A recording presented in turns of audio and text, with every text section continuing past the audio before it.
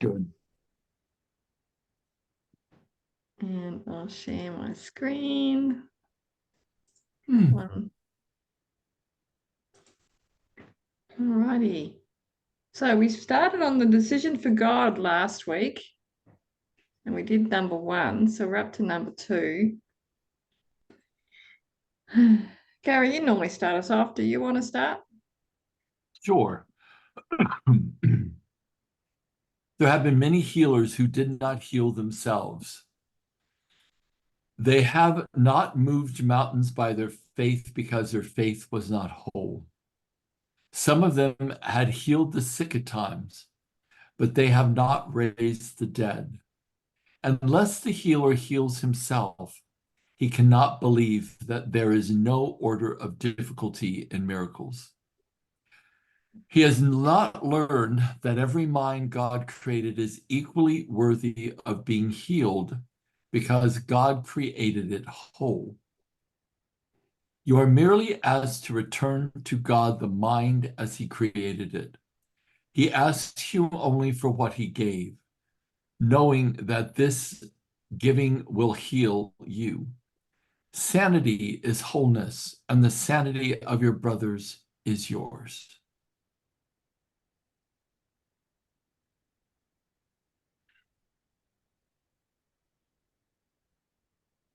So true. So true. I love that he cannot believe that there is no order of difficulty in miracles. Mm.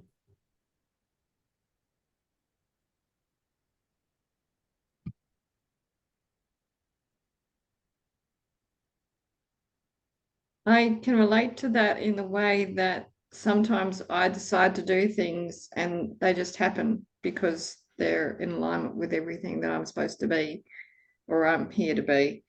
And people wonder why I've managed to achieve it. But that's why. It's because when you decide to create something or do or act in alignment with, I guess, with God or source or whatever your purpose is, then it is easy. If it's not easy, then maybe it's not in alignment. I sat back. This month has been incredibly difficult for me personally. Um, and so when I'd go into fear, less would manifest. And the more fear I went into, the literally the external world just responded to that. And it was almost like I was in this circle of stagnation. I could not figure it out at all. And I even had an energy healer like work on it and stuff, but nothing moved the needle. And then I just got into this state of everything will always be okay. There is nothing to fear. Everything is moving perfectly as it should. And when I began to really focus on not the separation, definitely not the fear, but everything being in perfect right order, things started to move. It was almost like fear stops God's grace from flowing to you because you've separated yourself by looking at your life as if you're not one with the whole. And whenever you do that, I do think that things just slow down. And so this was a really challenging month for me. And I got to learn some very cool things about myself. But this really brought it kind of to mind that if we're not if we don't actually get to that sense of sanity and wholeness, things just do not flow and they do not ultimately work.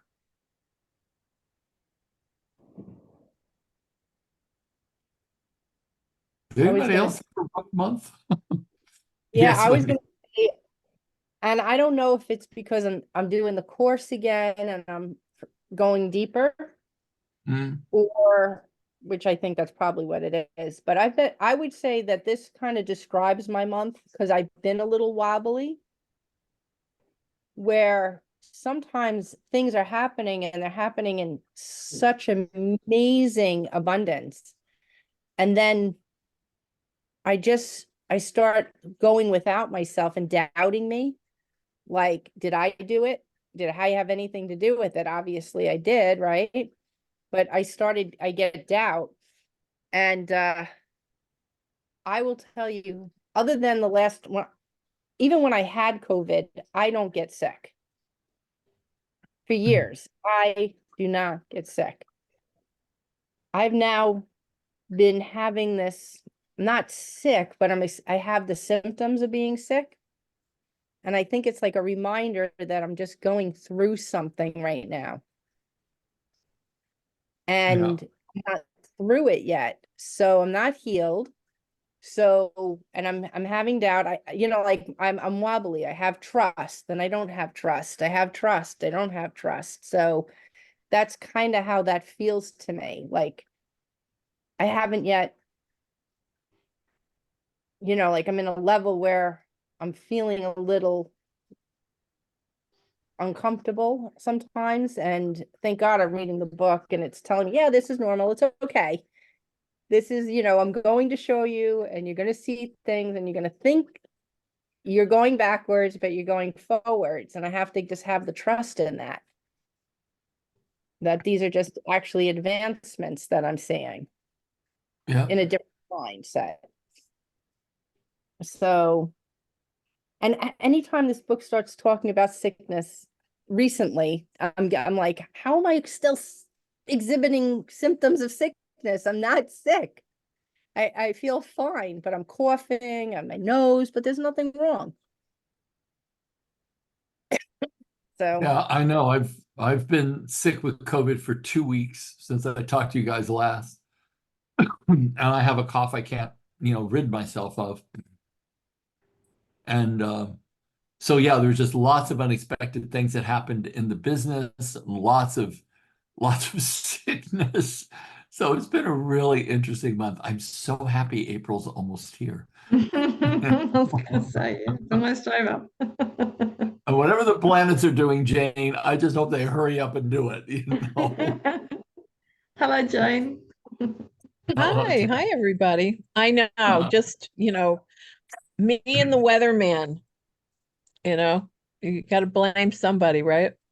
Oh my God, we had a tornado come over our house and we were in the eye of the tornado. And Robert and I are out on the patio and everyone's like, freaking out. And we're like, there's no wind. And I realized there's no wind because we're in the eye of the tornado and it hasn't made landfall yet.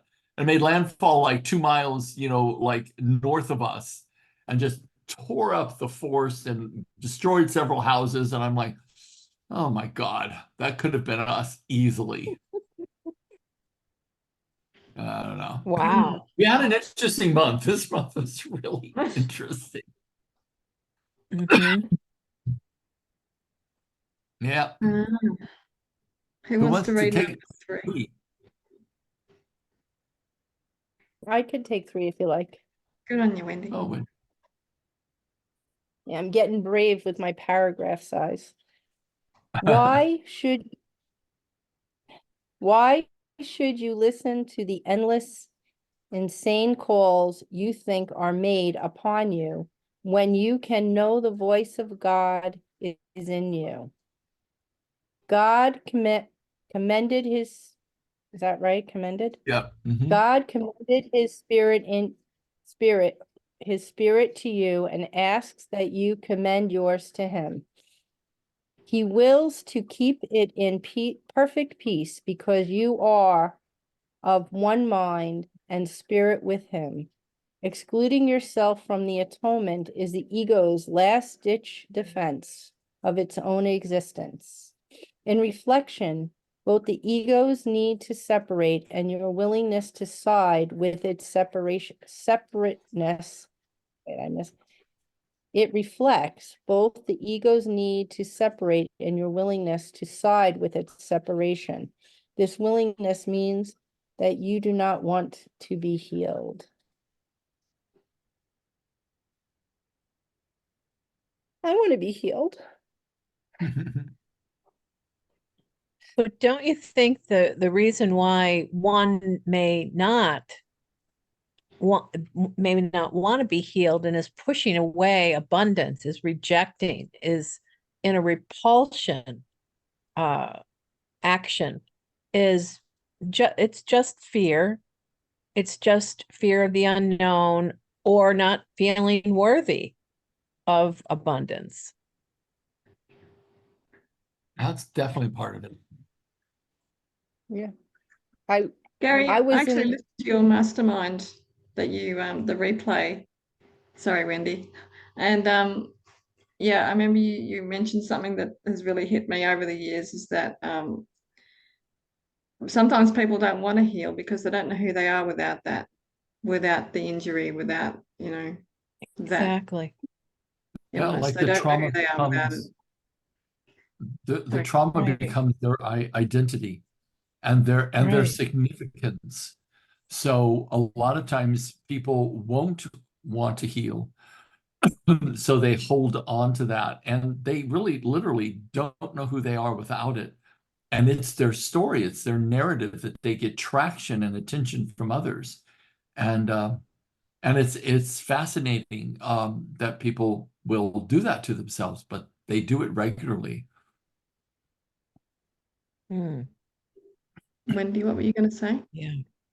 yeah, I was gonna say, and it's an interesting thing, interesting that we saw, for some reason, we're willing to side with separateness. And we were doing in my other mastermind class on Course in Miracles, we were doing this, like we did this meditation, and then we were handing out the thorny crown or lilies to people that we were forgiving or if we had judgment about. And as we were doing this, I was so easily handing out willing lilies to everyone. Like that came to mind. I could forgive them. I can forgive them. And the only person I found that I was handing a thorny crown to was myself. So it was harder for me to forgive myself for anything that I might have done than it was to forgive everyone else. And I just feel that that's part of the progression of the book, because actually you have to look within at some point. And, and like you said, that the ego just jumps in there and says, okay, now I'm going to give it to you because I don't want to go. So things come up and you get wobbly, sick, doubtful. How come I'm getting sick during the Course of Miracles? Sickness is an illusion. I know this already. And you start going through this yammering.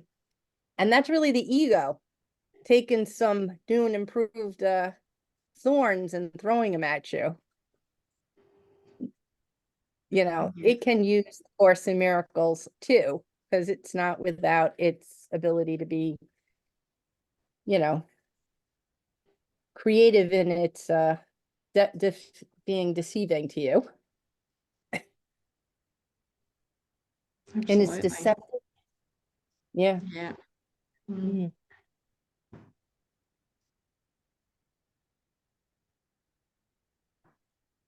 So I think I know what I'm going to do for the next week. Examine where I'm not healed because we're all in that space. There's always something, isn't there? That we Exactly. need to forgive ourselves for and love ourselves instead, so we can have more of this, hey? Yeah. Sit down and love yourself. Yes. Well, gang, I think that there's something that maybe should be spoken about here, because when we think of the concept of healing, I sit back and I go, what really, what does that mean? Like, what does healing mean? And the thing that always well, I won't say always, but the thing that comes to me is that I will not allow myself to heal if my life is full of judgment of others, because even the thought of separation of another and the judgment of another is an attack. If I attack someone in word, thought, or action, I fear attack.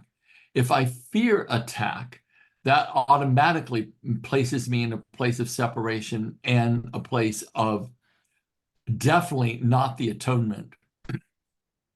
And when we think about how often during the day that we have judgment of others, that we hopefully don't speak ill of others, but we have judgment of others.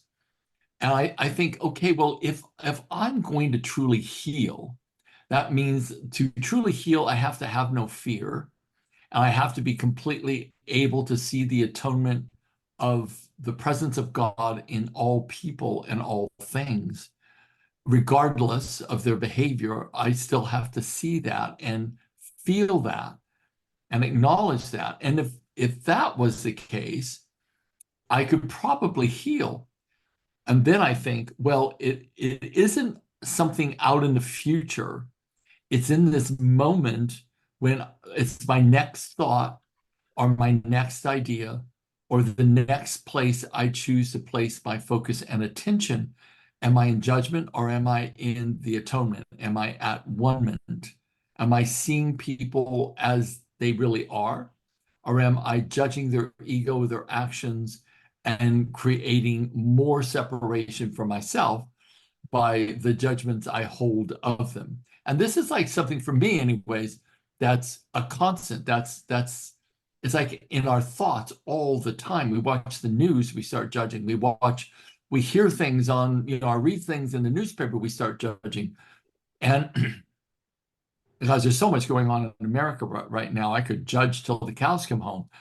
And the thought of it, that for me is what's keeping the healing from actually occurring, is our day-to-day, moment-to-moment actions of judgment and condemnation. And I don't know how many of you judge and condemn, but I just got really kind of alert to, if we did it differently, if we lived in a way that really was mindful of what our mind is doing in its transference and in its evaluation of others, if we kept choosing the atonement, that's where the healing lies for us. And because we would allow the healing to happen, because we would be loving ourselves naturally, because we would not be in fear. So that's kind of a thought that I thought when we read this, kind of a long thought, but I had this thought of like, for me, I don't want to just read a paragraph and say, I have to heal myself. I need to know what and how I can begin that process that I do moment to moment, word by word, thought by thought. Otherwise, it's words on a page. And I know the course is teaching us, but there's a part of me that feels like I have to learn how to take action that becomes front of mind rather than back of mind. And I know that the fear and my judgment of myself is about the guilt of judging others and living in a place of separation rather than an atonement. Am I talking too much and am I making sense? Making perfect sense.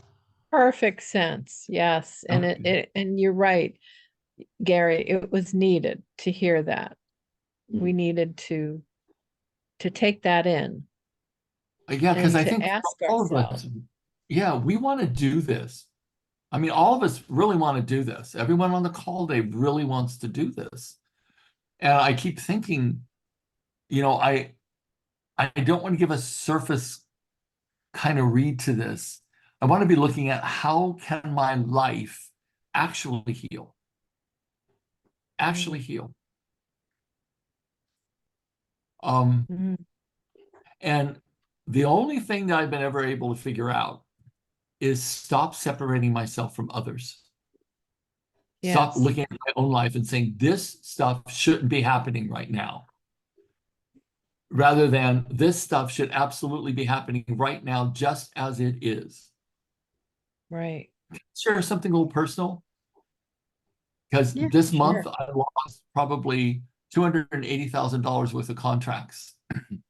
I had my major clients that where my high paying coaching clients all complete their sessions and no one else was calling up for sessions, which all my stuff is word of mouth. And I looked at it. Plus, we're finishing up a house that I'm supposed to be taking money from my account and paying about $25,000 into the completion of that house. I'm looking at it all going, I am starting to freak out right now. And it's my biggest fear. Of course, all those things are my biggest fears. And I sat back and I goes, where does this actually come from? And it came from like my fear of not surviving. And I thought, okay, well, if I have experiences in my life that relate back to that, a birthplace of that. So I did all this trauma work on all the memories I had about not surviving as a child, which was a lot. And I thought, okay, that's the foundation of it. And then I began to completely relax into this place of it's perfect. Plus, I was running a seminar that should have had 12 to 15 people in it, which I would have made a substantial amount of money. And there's 3. And so like everything that could happen that would evoke my fear happened in the last 4 weeks, everything. And I just thought, holy moly, what now I think, what an opportunity. But it is an opportunity. And when I got peaceful and surrendered to this is perfect, whatever it is perfect. I'll always be fine. I'm always guided. I'm always watched over, and felt it and believed it. That is when things started to change. That's the only time it changed. So what I know is that if we go into atonement, we go into surrender, whatever we're fearing, the energy starts to change around it. And then things start to flow. But I literally felt like there was this evil cloud over my house. Robert's trying to sell a car, can't sell the car. It's a beautiful car, can't sell it, which is what he does. He buys and flips cars, can't sell it. And we're both looking at it like, God, do we have a curse on us? Like, what's happening? I'm like, no. This is like something that I think we both need to go through and get into surrender of what is. So I just wanted to share that because I know that I can't heal unless every faction of my life becomes aligned with the truth. And that means my biggest fears down to my smallest fears all have to be surrendered over. And so I just wanted to share that because it was a rough month. And it's been a great month from the perspective of learning and wisdom, surrender, and realization that it is my mind and my heart that prevents the flow of all good that comes to me. It's generating from Amen. here. Amen. And so when we do it differently, there's a natural flow. And the results don't matter. Okay, I'll quit preaching. Gary, you just said so much. And you know, if you think about it, and sometimes I lose perspective, not sometimes, all too often, I lose perspective. And the perspective is this, like what do I know? I know that if I'm looking at the past and either berating myself for what I didn't do or listening to someone say that I didn't do something that I should have done, or, you know, well, then you're going to have depression because looking in the past will cause depression. If you are in the phase of getting tomorrow, what I have to have this, and I want to get for me. Well, you're living in the future, and that's going to cause anxiety. But that surrendering you're talking about is when we go there and say, it's perfect right here, just the way it is right now. And I too have to say, the last 4 weeks of my life have just been stupidly foul. You know, one annoyance after another, one lesson after another. And so just recently, I finally got on I felt myself, my energy was starting to get tapped. I'm waking up tired. I'm going to sleep tired. I'm during the day tired, because the body keeps score, right? We're draining ourselves with our self-talk. And my self-talk was, I got to make it better. I got to get to a higher ground. I got to get to, it's like, no, no, accept this as perfection. And maybe, and so then what I came up with was like, when I started counting all the things, I'm like, I just learned a ton. I learned a ton in the last 4 weeks. Damn, I got a master's degree, didn't I? Jane, you got a master's degree. Can you beat that? you know? So anyways, thank you for this. It's golden. Thanks, Jane. I just think that all of us need to share when we have some kind of insights, because then that starts to make the course more real for us, you know? Yeah. Yeah. Beautiful. Who wants to do number 4? I'm voting for you, V. Okay. Well, Carly put her hand up. She raised Listen, their I'm hand. always keeping an eye out for Carly wanting to do I something. know. She's a sneaky little bugger. Well, it's a little one. We're up to number 5. 4, Yeah. I think. 4. 4. Yeah, yeah, Oh, which is okay. even shorter, I think. Cool. But the time is now. You have not been asked to work out the plan of salvation yourself because, as I told you before, the remedy could not be of your making. God himself gave you the perfect correction for everything you made that is not in accord with his holy will.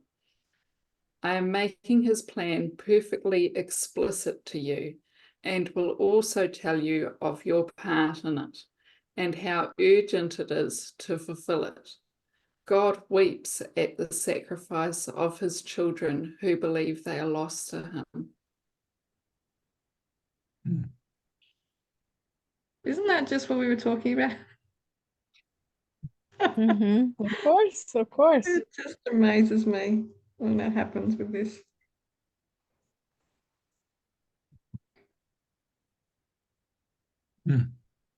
Surrender. Yeah. Can I just point something out, and something I guess that I'm kind of taking issue with in the sentence, God weeps at the sacrifice of his children who believe they are lost to him. Does this smack of kind of like Catholicism? It's sort of like, we're disappointing God and God weeps. We're this is putting a human element on God. And when it's the very thing that we're trying to get away from is our humanness. We're trying to get over ourselves. Well, one of the things that I took from that, Jane, was that the course oftentimes will go there because it's literally hooking people from that faith, like to relate to the Course in Miracles. I didn't take it as you took it. I can absolutely see how you would see it that way. But then I always think that that whatever's written in the course is kind of positively intended to enroll various people from various faiths and various thought forms and various ways of believing and thinking. So it will use something like that to kind of reel that person in. And that's how I've always taken it. But I get what you're saying. Absolutely. And you're right, it does sound like that. But I think it's for all the rejected Catholics. Yeah, exactly. Because if God is weeping, then it's sort of like, the Jewish mothers, oh, Yvette, you're breaking my heart. And it's like, what? Oh, now I'm breaking God's heart, Well, I think the divine has no body, has no thought, is nothing but Exactly. ecstatic, pure love. And so the thought Exactly. of even weeping is absurd. Right. God is just this infinite capacity of love. Right. And that is what it is, an energy of ecstatic love. Yeah, and I'm so glad you said that about the Course in Miracles wanting and feeling the need to capture a people and bring them closer, Yeah. so yeah, that's good for me. Okay. And I see, yeah, Jane, I kind of initially felt that as well with that sentence, but it's for me, I kind of look at this book as it's just imagery, and to see that as an Right. image to kind of reinforce what he's saying about, or what the book is saying about we're doing this to ourselves, and being not at one-ment means that being separate means that we're causing grief somewhere to ourselves mostly. That's how I kind Yeah. of visualized it. Mm. Yeah, beautiful.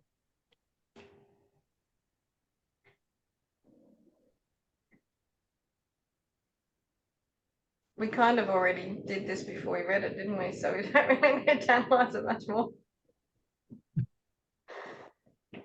Anything else to say on this one? No. Okay, well, I think it is my turn to read. So, number 5, whenever you are not wholly joyous, it is because you have reacted with lack of love to one of God's creations. Perceiving this is a sin, you become defensive because you expect attack. Oh, we've heard that before, haven't we? The decision to react in this way is yours and can therefore be undone. It cannot be undone by repentance in the usual sense, because this implies guilt. If you allow yourself to feel guilty, you will reinforce the error rather than allow it to be undone for you. Mm.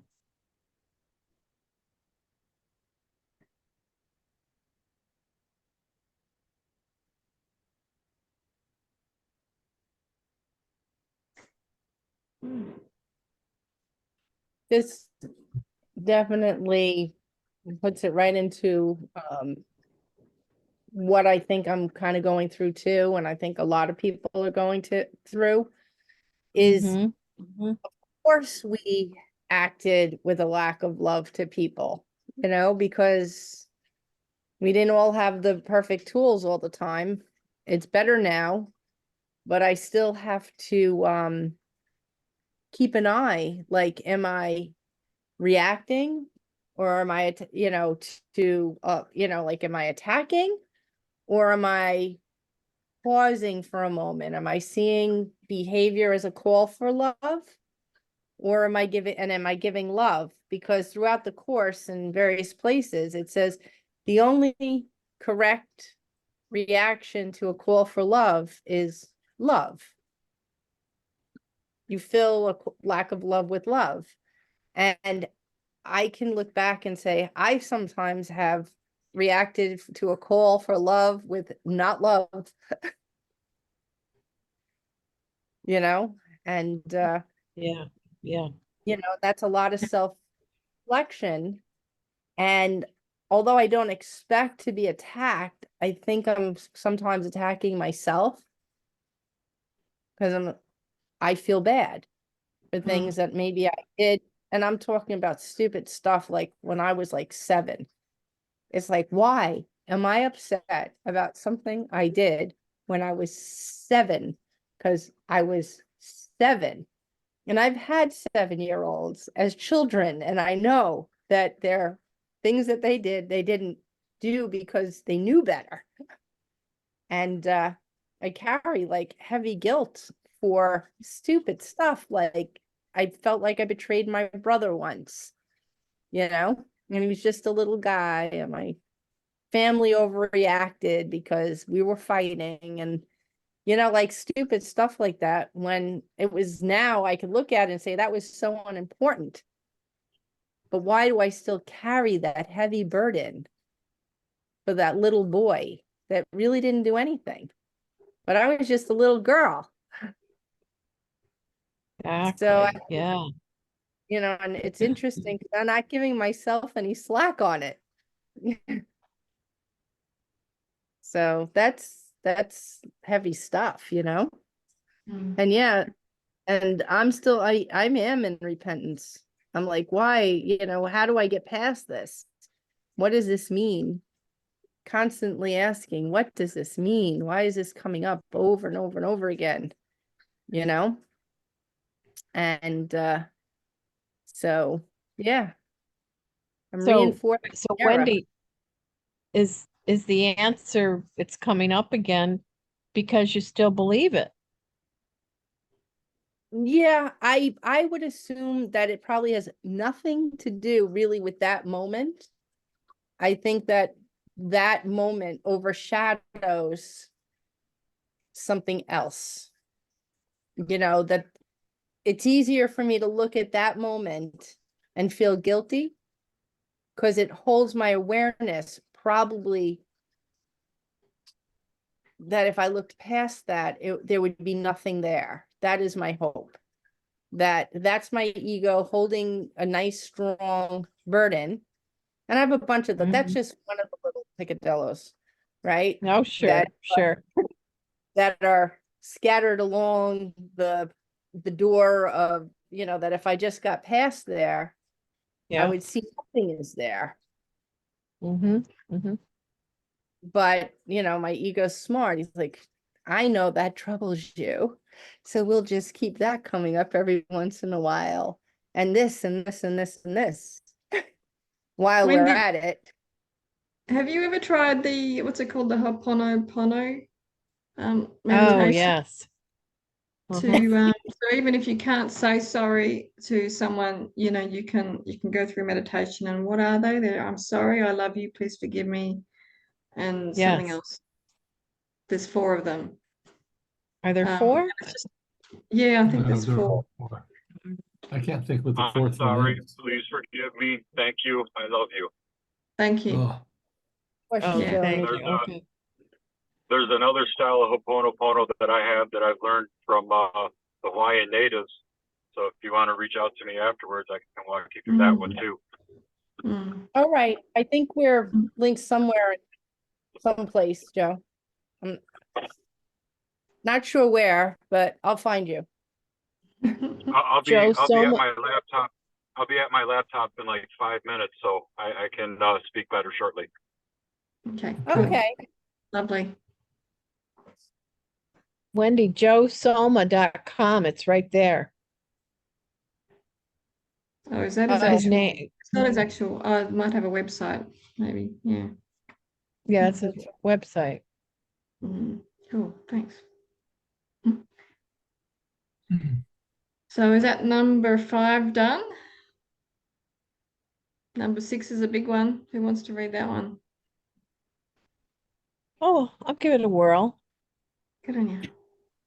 Okay. Decision cannot be difficult. It is obvious. If you realize that you must already have decided not to be wholly joyous, if that is how you feel.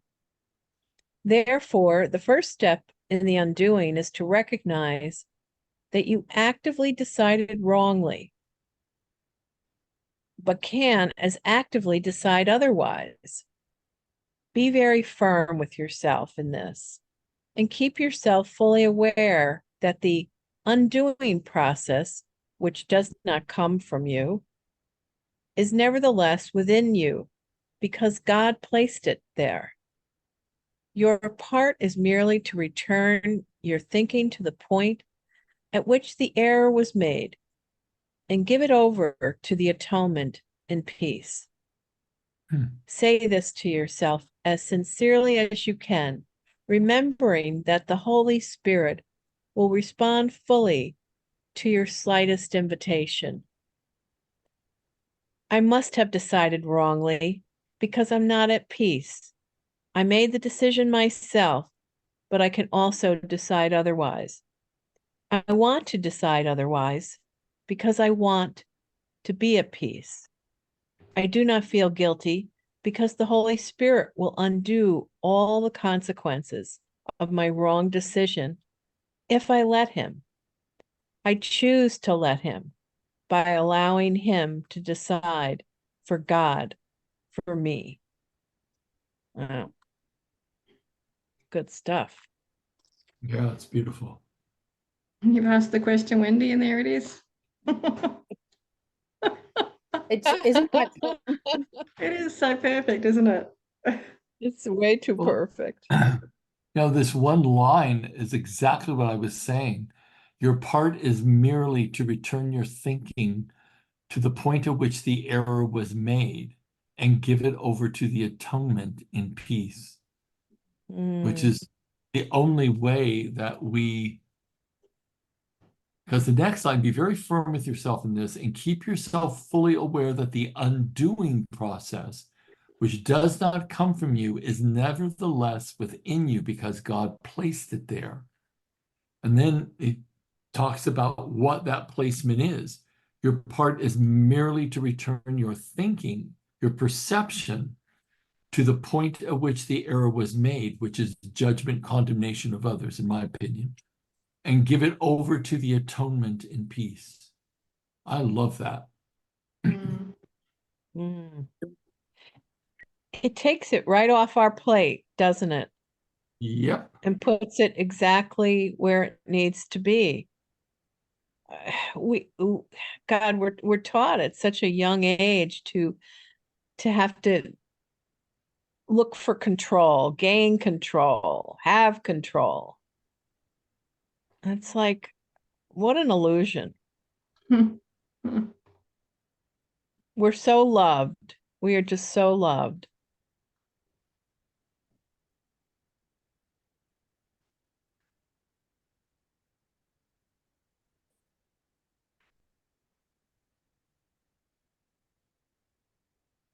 So those little affirmations there. Wendy, have you got the actual book? Do you know what page that's on? 90? 90. Nice.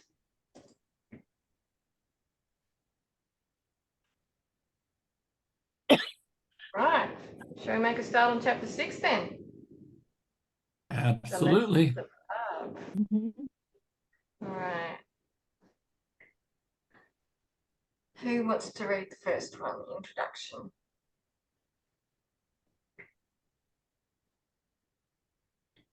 Okay. I could try it. Good on you, Wendy. All right. You have to roll today.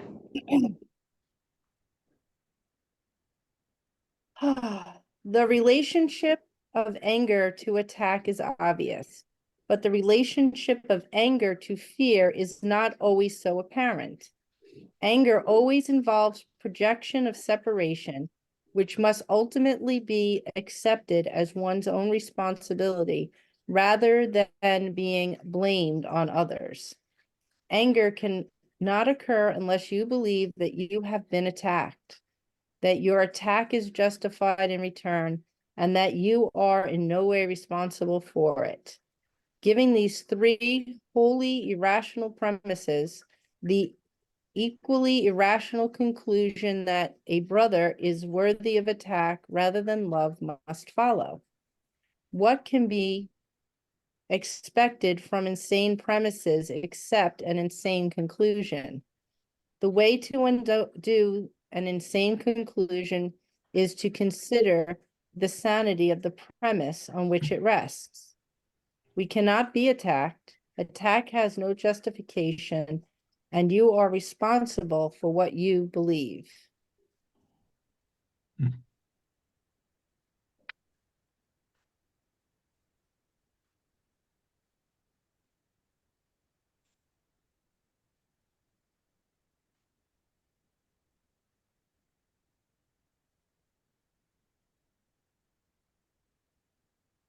I'm studying obviously I'm always studying stuff on horses now, but I've been reading about the several different, I think there is 7 different behaviors of horses to be aware of when you're working with them.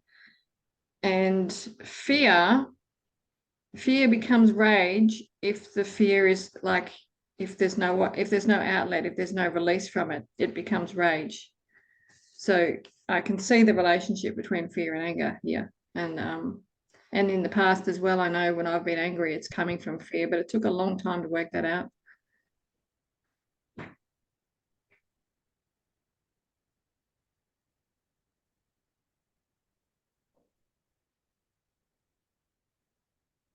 And this is where all the troubles of our world come from, are in at the moment, isn't it? So how? Absolutely. Yeah. Absolutely.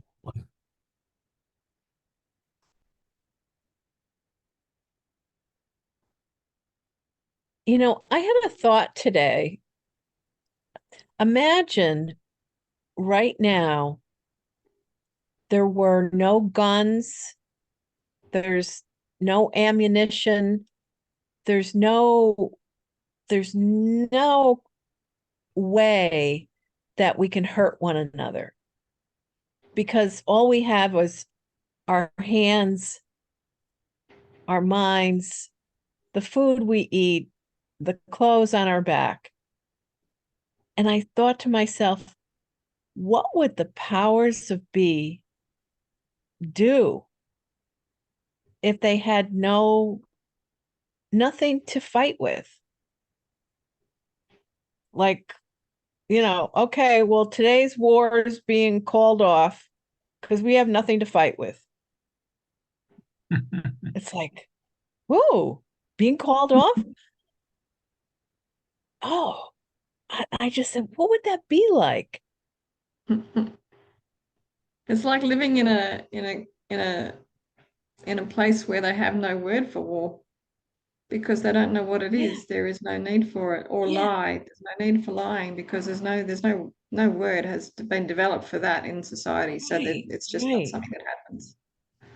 There is a culture, it's called the Tassidae tribes. And I'm trying to think of, I want to say the Philippines, but that doesn't quite ring true. Where are they? But they had no word for war. And therefore, they were never at war. They never, ever went to war. And I thought that that was really fascinating. And if there's no language for it, it doesn't exist. Mm. Yeah. Hmm. I actually, because of my children are young, they come up with things like that too, where they're like, oh, we have to have our guns, we have to have this, strong ethics, all this stuff comes up in conversation. And I said, so my answer to them was, what if we lived in a world that we didn't really actually need guns at all? And they look at me like, what do you mean? How could we have a world where you don't even need it? Forget about not having them, but there's just no need for them. Nobody even would think that that was something to do or to have. How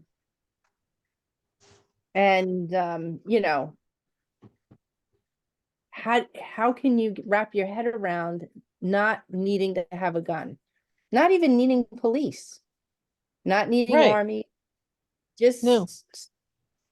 living in a state of abundance where everybody does whatever they got to do. Of course we got to eat and till the land and live with earth, but why didn't we still stay on that venue? How do we live with the earth? We could have still modernized, and we could still have computers, and we could still have nice houses, but did we really need guns? Was that, Yeah.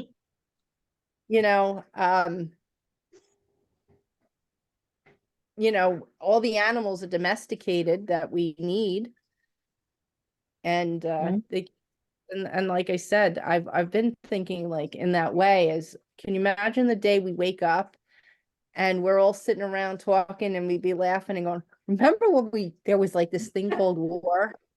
And the grandkids would be like, what's war? Well, people fought. Why did they fight? And they killed each other off? That's ridiculous.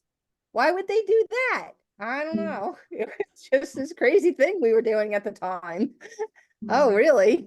And then it would not mean anything anymore to them. They would be like, that would be the end of that conversation. They don't need to know about war.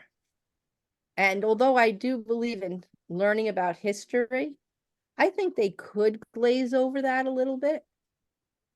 Instead of teaching about war and oppression, why don't they teach about the great things that happened? So many more great things have happened in history that we don't have to teach kids about the bad stuff. So we did bad stuff. I don't go and lay down all of my errors onto my kids, although they learn them through, my unknowingness, but I teach them the good stuff, right? I am so sure that we wouldn't be in a position we are now if we stopped teaching our kids about all the horrors in history that weren't even that big. There were so many more great things we never teach them. They never learn about the Great Wall of China and the math and how that was made and the cooperation. And how about all the peace that actually really does happen? And people coming to people's rescues in times of need. Nobody ever teaches kids about that. If they learned about that, that's not what's on the news either. Yeah. If all you saw was focused on people coming to other people's in a time of need, and they were constantly bombarded with caring for your fellow man, caring for those people around you, and I'm not talking about in a Marxist way. I think I believe in fair trade and expanding yourself, and I know some people are smarter, wiser, better at some things and should be rewarded. And some people are better, wiser, and smarter in other areas, and they can get rewarded. It doesn't have to be competitive. And I really, that's all I got from that. We don't teach anger, teach love, not war. One day, Wendy. We're gonna get there one day. It's going to be a miracle, because it's going to be like, we're going to turn around and it will be gone. That will be the lesson. It'll be a few more generations, but yeah, it'll happen. The nightly news. There was no death due to murders or any act of violence, because they all decided to go to a birthday party instead. And that's the nightly news. And everybody was welcome at the party instead of the picking and choosing and you can't go and blah, blah, blah. Right. There's a whole lot of programming we've got to rewrite before we can make it to a world of that unconditional love. I mean, like you were saying with the wars and all that, I mean, that's just a form of programming to keep people stuck in that fear, to feel like we have to fight each other. And we don't, but because we're not taught anything different, we're stuck in that pattern. Yeah. Right. So there's your fear and anger. And like you said, it turns into rage and insanity because it's covering up that we really cannot be attacked. There's no justification for it, and we're responsible for what we believe. So are we responsible then to share that there's no need for attack? Nothing's going on. Right. There's no problem. And except the fact that it's impinged upon us on a daily basis with horror. And then we feel scared, and then we get angry, and then the ego just takes over happily. But if I we can may have. if we can transmute that pain, that hurt, we can start that change now and bump that timeline up a few generations to not, to actually maybe see it in our lifetime. Exactly. And I think that's part of the reason I'm stuck on these very innocent errors in my youth that mean really not a lot. But if I could look at that and say that's the beginning of the snowball effect of learning bad behavior, like maybe when I came to my parents and brought up something my brother did, if they were sane, they would have, instead of got angry with him, found a path of forgiveness. Because maybe he was only 6 years old or 7 years old. I'm not sure exactly the age. And maybe if they would have brought me to him and said, did you mean to break that? No. What can we do to fix it? Hey, let's fix this. Or do you want to trade a toy with your sister because you're sad for what you did? Yes. Are you sorry? Yes. Okay, go play. And that would have been it. And I wouldn't have been left with the scar of my brother being upset, which was worse than what he did. And he would have not had a scar of betrayal and would have understood, that he could be forgiven for stupid stuff, that it didn't matter. So, Wendy, Mm-hmm. if you can heal that, that means it's gone. Yeah, I'm thinking It's about not it now. anybody else. It doesn't matter what your parents did. They were doing the best they could. That's what they were taught. Yeah. Yeah, but I was just saying that in the future, I did not do that to my kids. Actually, I corrected it in my life, but I think that I'm still working out the old. Yeah. So it starts the from within. It starts to heal yourself and start to forgive yourself and realize that whatever you did, I think my sister and I had the same issues. We fought and blamed each other, and and it was all a call for love.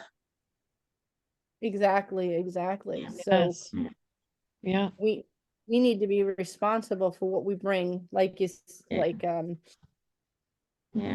Gary You was are saying. responsible for what We you really believe. day to day, moment to moment, am I in a state of giving love or not? Because there's only two choices: Yeah. the ego and the Holy Spirit. They use lots of words to describe it: love, and fear, and that's really what we're going through here. Yeah. We're actually at the top of the hour, so shall we finish off with our learnings, what we'll take forward for the week? Yep. There's a lot there, goodness. So I have my words if you want. Yes. Yes. Jane popped them for me. Sit down and love yourself. I love that. Yeah. And my worry about the future is draining me.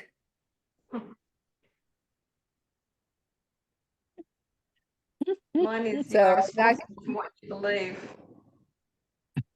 Say that again, V.